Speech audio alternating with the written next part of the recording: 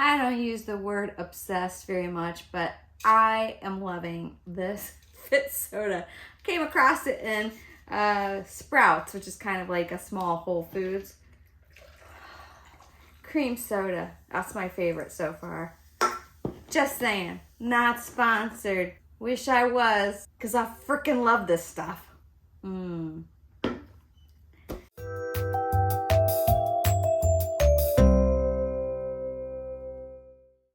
Welcome back, Awakening Beauties. So glad to have you here with me today. And I know it's a little late, but I'm going to talk about the Barbie movie. I posted a short a few weeks ago saying I was getting ready to go see the Barbie movie. I had mixed feelings about it based on things that I had heard. I had watched a few reviews and sort of negative reviews I had watched. And so I'm just going to... Let's just talk about the Barbie movie. I am wearing Barbie pink because why not? I love it. Anybody can wear fuchsia. You don't have to be a Barbie. All right, so this is probably like really late. You've probably already seen the Barbie movie. And if you haven't heard of it, where have you been? And if you haven't seen it, where have you been? You don't have to see it. You don't have to support a consumerist industry. But here we are. I was prepared to hate this movie. Now, I'm going to give a little backstory. I loved Barbies growing up. I had many Barbies. I was a Barbie girl. I was not a little baby doll girl. My sister was a baby doll girl. She always wanted to have children, and there's nothing wrong with that. But me, I was always dreaming of a bigger life, thinking that maybe I'd be a fashion designer one day. Eventually, I did become a fashion designer, and my Barbies were empowered. They were business women. They were all kinds of things. They were anything they wanted to be. Or I should say anything I wanted them to be. And I loved it. And I feel sorry for these girls nowadays that are giving up their Barbies at 8 and 9 years old. I didn't stop playing Barbies until I was probably much too old, like 14, 15. I have no shame. I am not going to shame myself away from telling you that I was playing with my Barbie dolls until I was at least 14 years old. When I heard that there was a Barbie movie coming out, I thought, oh my God. And when I saw the commercials and saw, all the film, the sets and the fashion and the clothes and everything, I was like, man, if I had been a child and that movie had come out, I would have been so excited, and I definitely would have made my parents take me to see it. But I will say, although I was prepared to hate the movie, I didn't really hate it. That surprised me. I do think that it was an adult film. I don't think that it was necessarily good for children. Simply because of some of the adult references that were made, and not that they would know what any of that means. And I did feel like there was a bit of a miss here when it could have been a mother-daughter bonding movie, and it could have been a little more fun, I guess. I don't know. But I've watched, like I said, several review videos, and the first one I watched was Ben Shapiro. And I'll tell you what I thought about his review. But the review that I felt was really the most balanced was a channel, I'll link it below, Brittany Reacts video. So I think that she gave a very fair and balanced review. Yeah, I was very surprised that I actually did like the movie. Yes, there are not so slyly inserted politics thrown into this movie, and very cynical sort of view of Mattel's IP, and it's kind of weird that they green-lighted this movie in some of the ways that it negatively talks about their IP and about the Mattel company. First of all, I'm going to talk about the things that I didn't like about the movie. I didn't like that the way that they portrayed sexism in the real world. So if you don't know what the movie is about, Barbie starts feeling depressed and having irrepressible thoughts of death. Do you guys ever think about dying? So she has to go and talk to Weird Barbie, who's the Barbie that we've all seen, who whoever was playing with her played with her too hard, and they cut her hair off and they marked up her face, and she was always doing a split. And so I thought that was rather funny, the way that they portrayed that.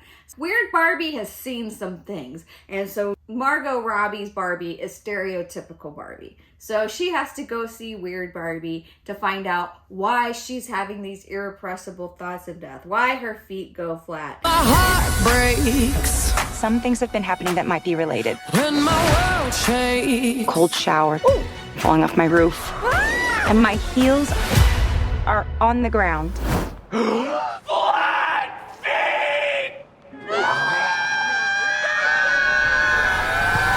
And so Weird Barbie tells her that she needs to make a choice. It's a reference to the Matrix. Either she needs to choose the high heel or choose the Birkenstock. What do I have to do? You have to go to the real world. You can go back to your regular life, or you can know the truth about the universe. The choice is now yours. The first one, the high heel. You have to want to know, okay? Do it again. And so she chooses the Birkenstock. She has to go to the real world, find out who's playing with her, and make that person, that young child, happy somehow. You have to suspend all disbelief with these types of movies. And that goes for every movie that's a fantasy movie. You have to stop trying to figure out why. Sometimes there is no why. It just has to be a plot that can move the movie along so that we can have a story and get to a finished ending. So I try not to think too deeply about the whys and this doesn't make sense and that doesn't make sense with movies like this, because it's not supposed to. I mean, just think about Mannequin. Mannequin was a huge hit. Everybody loved it. It was fun. And we didn't question why. There were so many things that didn't make sense in that movie. So let's just suspend our disbelief. And Barbie has to go to the real world. That's what makes this movie happen. So what I didn't like when she went into the real world was this sexism that was shown immediately by men looking at her and a man slapping her butt, and then the sexism from the police officers who were commenting on the way she looked and her body and everything. Wow, this is the real world. What's going on? Why are these men looking at me? Yeah, they're also staring at me. That was supposed to be in California, y'all, and especially in California. I don't think that would be happening. What is this, 1972? I mean, this is a very unrealistic. Okay, we're talking now about a Barbie coming to life. How unrealistic can we get? But they're coming into the real world, and in the real world, yes, men catcall. Yes, men look at women. But the way they were portraying it was way over the top. And I just thought it was facilitating a narrative that women are not safe in the world of men, of human men. And I have a problem with that narrative. I understand where it's coming from on a deeper level. But I also know that we need to transmute these fears, and I did not think that was a necessarily good message for little girls that are going to see this movie. No, that's kind of, maybe it is a good message, because if you saw Sound of Freedom, little boys and little girls are not safe in this world. It's a very dangerous world. So, I mean, I'm really torn. That's the thing with me, is I do not hold to very strong beliefs, left or right, because I try to be balanced of seeing multiple sides. So then what ends up happening is that Ken, who went with her into the real world, gets to see the patriarchy.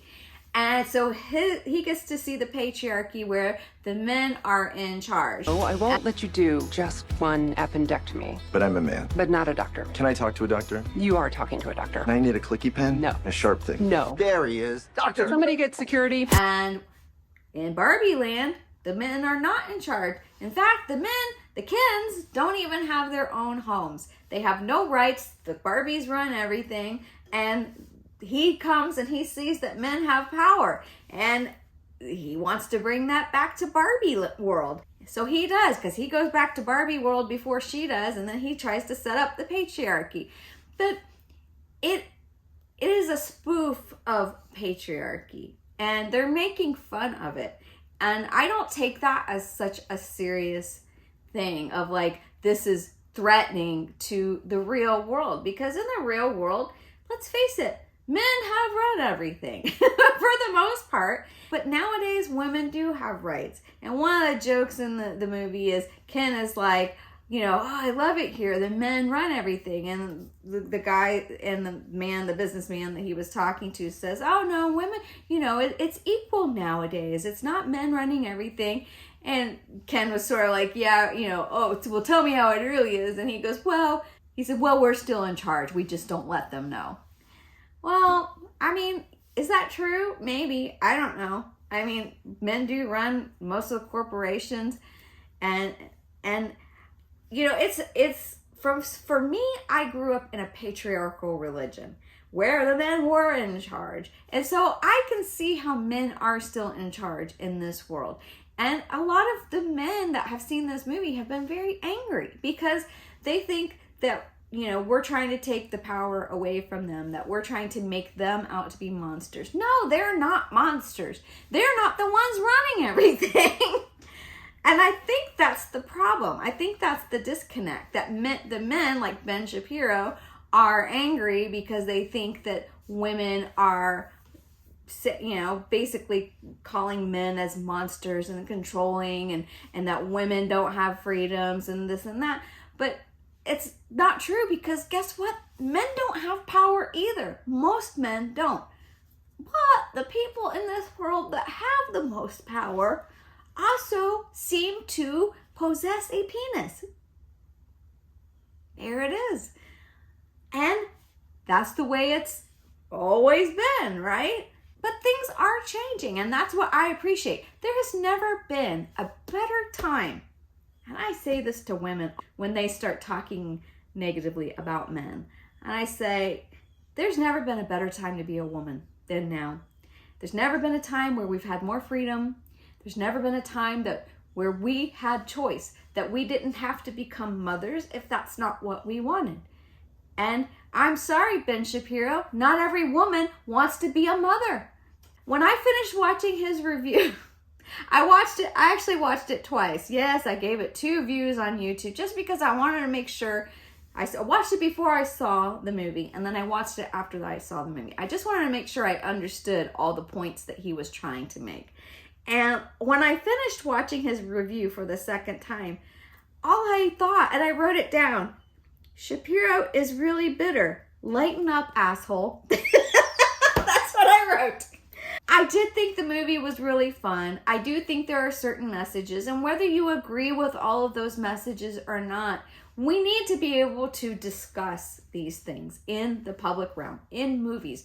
Movies are a wonderful way, just like comedy. Comedy is a wonderful way to discuss topics that are hard to talk about and get people to laugh and then start questioning their beliefs. Dave Chappelle is a master of this. I love Dave Chappelle. He's one of my favorite comedians. So in the end, the Barbies have to gain immunity. Now, this is one thing I did not like about the movie.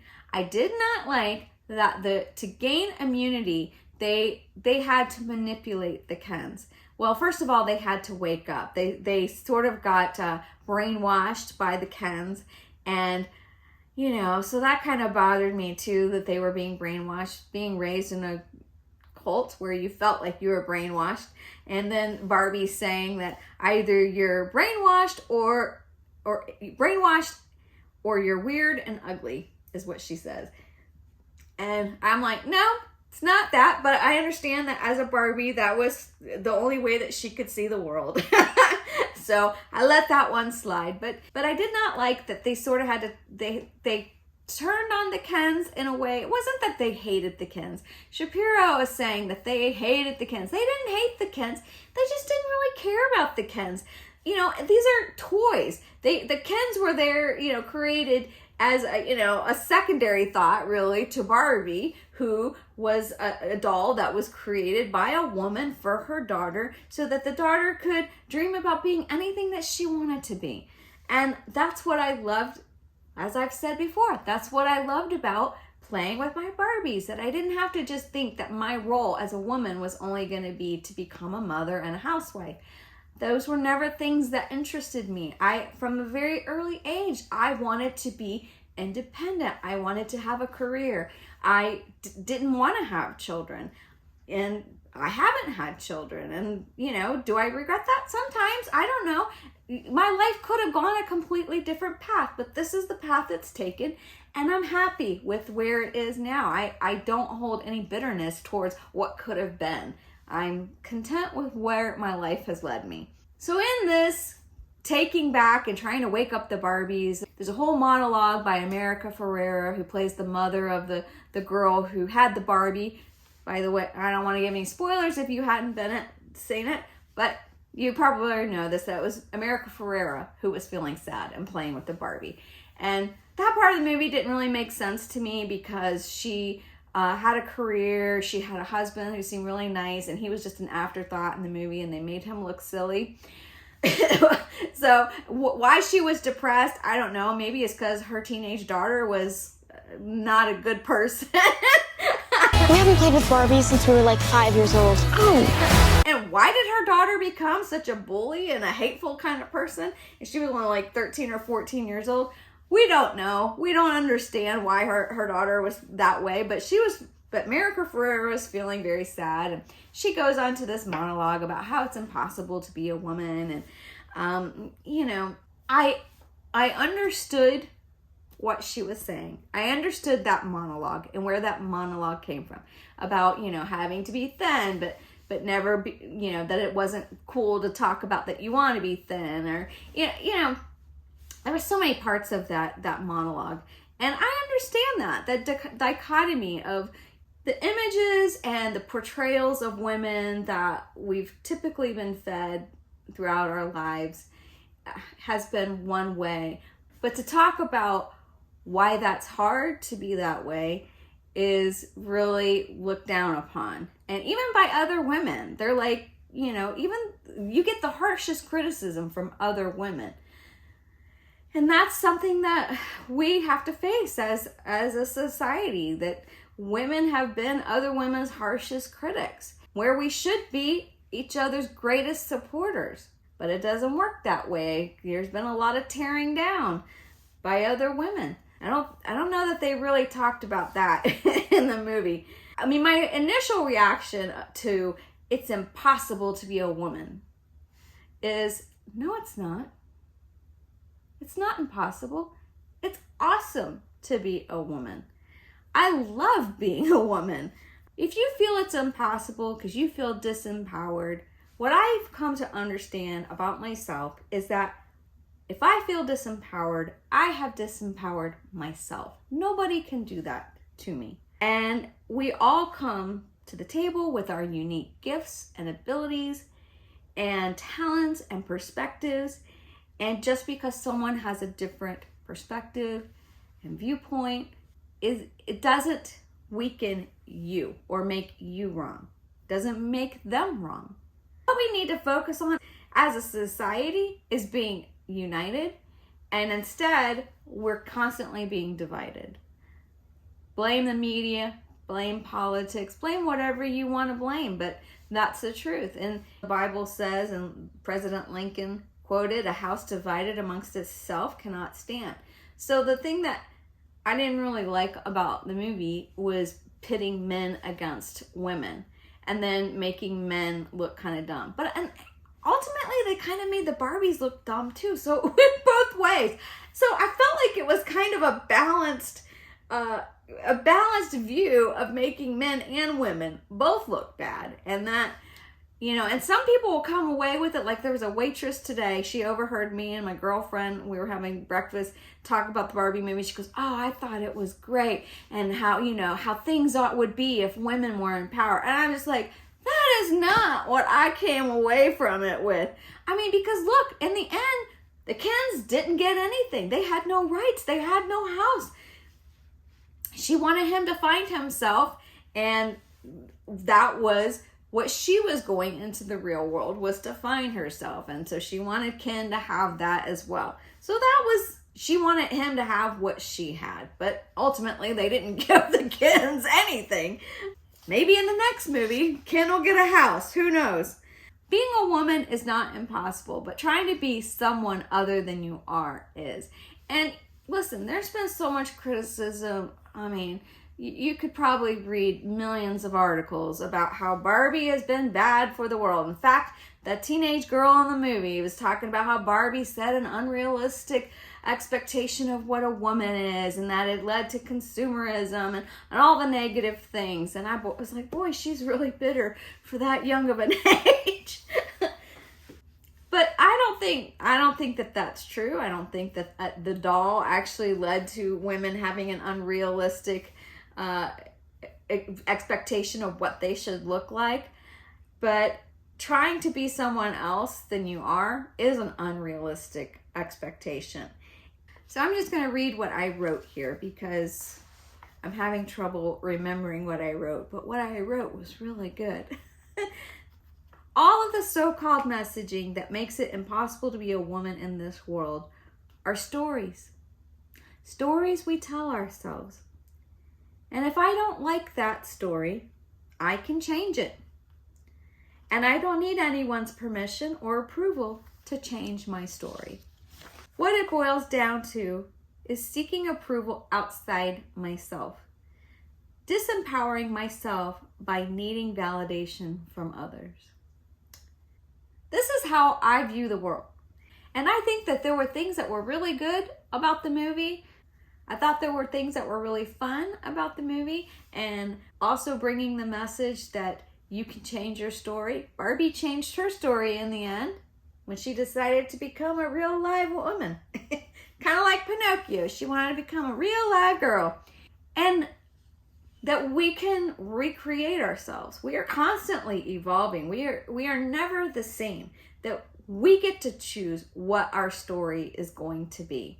And when things happen to us, it's not the thing that happens to us that hurts. It's the story that we tell ourselves about the thing that happened. That is what causes us discomfort. So you can change your story. I can change my story. And I don't need anybody's permission. I'm an empowered, beautiful woman, just like Barbie. And I hope Barbie will continue as a toy. I don't know if it's outdated. Don't necessarily see it as a bad thing for women. But I do want to comment on the consumerism aspect of Barbie. So there was always new clothes coming out, new Barbies, new accessories. Let me tell you, I wanted that Barbie camper. I didn't care if I got the Barbie dream house. I knew I wasn't going to get that because it took up too much space and there was no way my mom was going to let me have a Barbie dream house. But I wanted the camper. I wanted the camper so bad. And I never got it. But I always wanted it. And then when they had the camper in the movie, I was like, I wanted the Barbie camper so bad. Was there always something else to get? Was there always something more to want? Yes. And when I would get a little bit of money, whether it was through doing chores or whether my grandparents were visiting, I always spent it on Barbies and Barbie accessories. That's where my money went. And guess where my money has gone as an adult? To clothes and shoes and accessories. And I'm doing a no buy year. That's been the focus of my channel all year long. Is it a good message to never be satisfied with what you have, to always want more? That we have to keep up with the styles, that we have to keep up with the trends. It's not necessarily a good message. I'm trying to change some of that in myself. So maybe that is a conversation to be had with parents and their children, because there's always going to be more. And that's what these corporations, they are experts. This stuff has been studied by psychologists and Edward Bernays, who started this whole thing back in the 40s about getting people to want to buy. And so they know how to make us want to buy products. I'm always happy when I find something like this.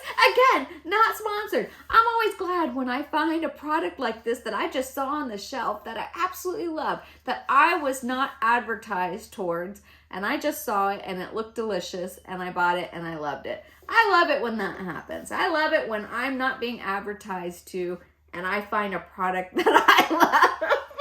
I'll probably talk about this Fit Soda many more times. I'm hoping they will sponsor me. I'm going to reach out to them. Anyways, to sum up, what are the negatives about the Barbie movie?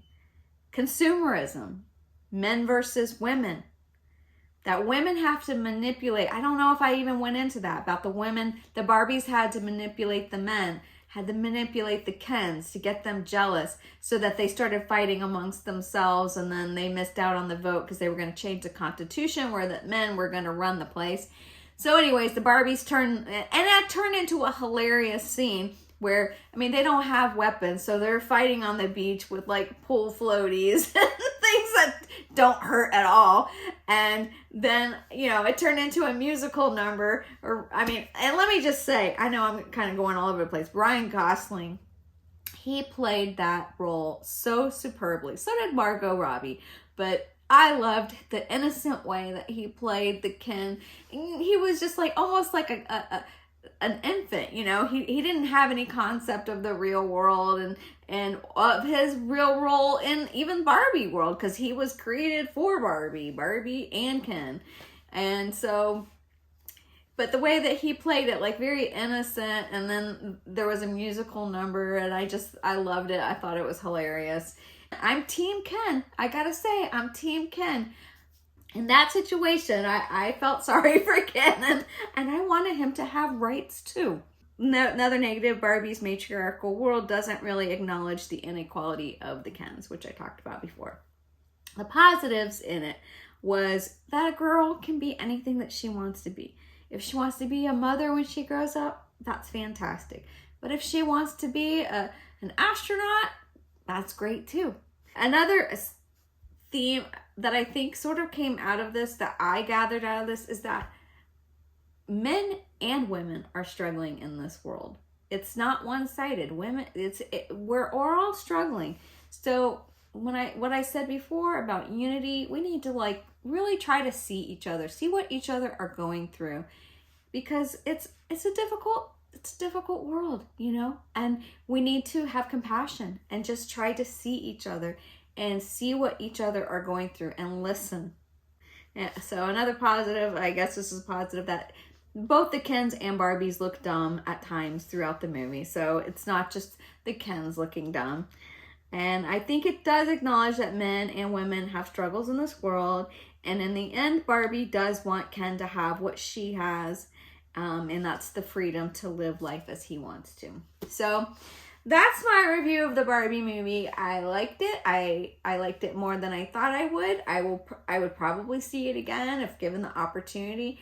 And listen, the set design and the costumes, as a designer, I was just eating it up.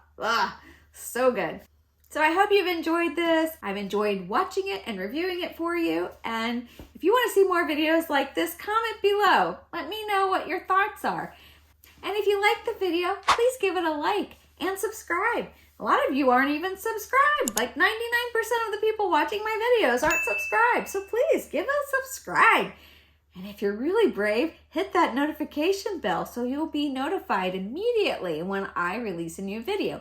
Generally, that's on Sundays and sometimes on Wednesdays, just depending on my week and my workload. Well, thanks so much for watching. I appreciate you being here. And until next time, you guys, you're doing great.